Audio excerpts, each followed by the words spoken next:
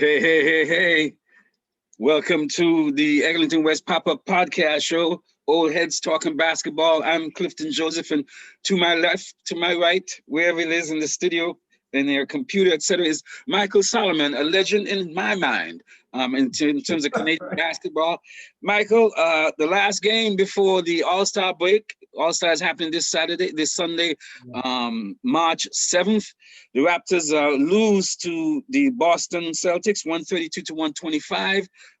Kyle Lowry had an all-star night in terms of career high 19 dimes, man. Yeah. Excellent. But we lost this game, Michael. We won three quarters, but we lost the third quarter 22-35. That was it. That was the game. Oh, absolutely, absolutely. What do you think about this game overall, man? Because we competed. I mean, those are lots of points. It was 60-something apiece at the half, so it was on pace, a high-scoring game. You know, we had a good showing from our bench guys. Right? Absolutely. But I mean, earlier Kyle, although he got 19 dimes, he shot a terrible free throw percentage. Yep. Know? So and that's the difference right there. Powell showed up as always. Yep. Boucher showed up as always. 30 points. Bambi came and did his thing.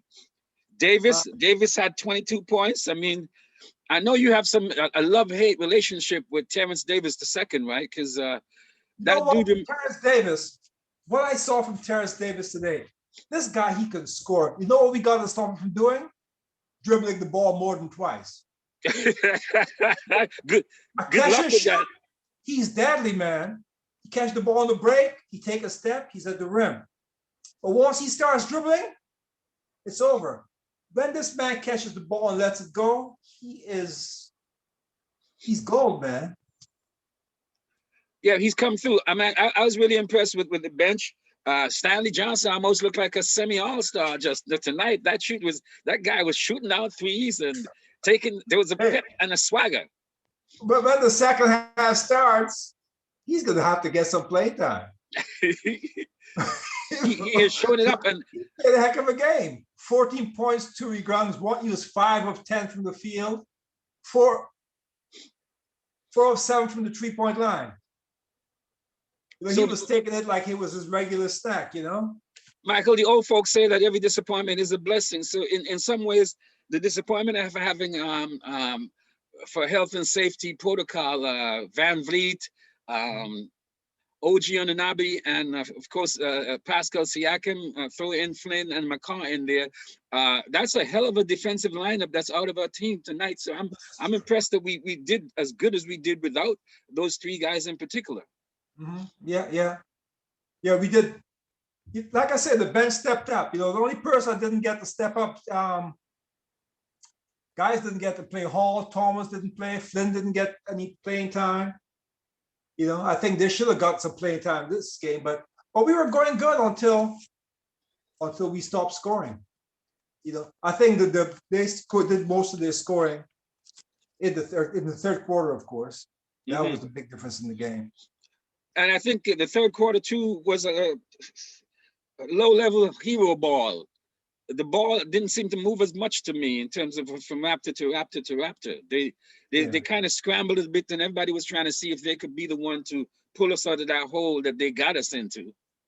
I mean, we see from watching so much basketball, the best way to score is not hero ball, is to make an assist. When we make an assist, like the game yesterday, our opponent yesterday, Detroit, they had a record for assists yesterday. Dig. Yeah, you know? That team, Detroit. When you assist, you win games, man. We made them look good that game, didn't we? Listen, they look good. I think KC said, you know, guys, this is my old team. If you beep up, I'm going to do this to you or do that to you. They came out and they played like a well-oiled machine yesterday.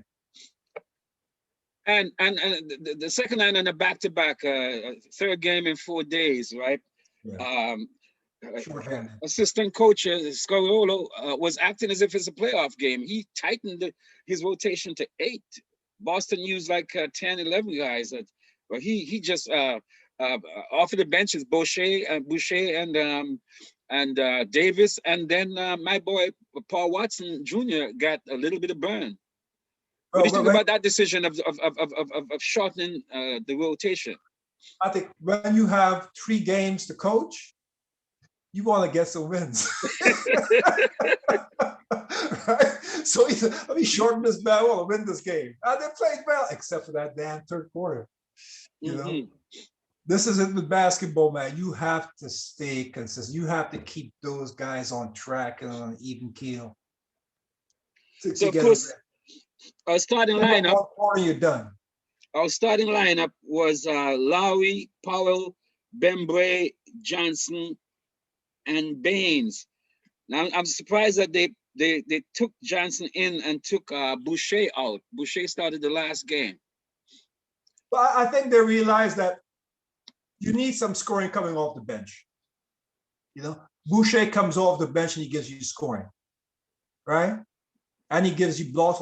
Although he didn't have any blocks today, he gives you a solid game.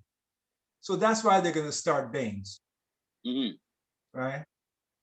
But I'm not sure who played the most time. I didn't look at the times here. Oh, lots of minutes here tonight. I'm telling you, lots of minutes from a lot of people, man. We're talking about... Baines had 29 points, 29 minutes, I should say. Yep. Boucher had 34 minutes. Davis had 31. So it's a lot of minutes, man. So what is it, Michael? Okay, so we've seen 3 coaches so far, 2 assistants have taken game. That game we referred to when Nick Nurse got turfed out. Adrian Griffin did it. Now we got 2 games with Scariolo, 3. We've seen an extended bench. We've seen what some of the other guys can do, at least in limited time. What embarrassment or riches do you think that Nick Nurse has when he comes back to coach this team? What have you seen that you think he should see as a head coach that will show him a way to go forward for the second half of the season? He should see that he has an amazing bench at his disposal once again for a 3rd straight year, right? We have an amazing bench. These guys come out and they give us some serious energy, you know, they give us a real lift. But he has to keep these guys in the rotation so that come when we're rolling down to the end of the game, at the end of the season, they'll come into the game and feel confident and give us a real lift.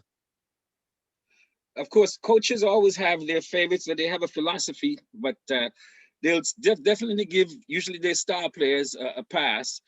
People talk about Nick Nurse, for instance, Night Nurse Nick, that he has a particular affinity for Patrick McCaw, for instance, and some people are dumbfounded and flummoxed by that, right? Because especially with coaches who put an emphasis on defense. In the case of Nick Nurse, for instance, he has a very short leash on guys like Matt Thomas. However, somebody else that he has a favor to, sweet eye for Davis II, he will miss a lot of defensive line situations, and he's still on the court, man. The guy is such a gifted athlete. You know, when he decides to play some defense, he can play some defense. And he just needs to settle his game down. You know, I think as he gets older in the game, he'll become a much better player and become more effective. Because he's gifted, man. The man could fly, he can handle, he can pass. I see him make some passes there in some games. You know, go back to it was yesterday's game. He got the ball, as the ball touched his hand, it was gone. And assist top of the key 3. He shows me flashes of greatness every game he plays. I like the way he goes. So much run. I like the way how he goes to the basket, because there are times where sometimes the Raptors get into this funk where nobody wants to shoot except especially when you have a defensive team who pack the paint. Fred might go through though. He dribble around, but he hasn't developed a move to score over those threes, like, you know, floaters and so on. That move has to be height, and you can't get that move. You can't get that move.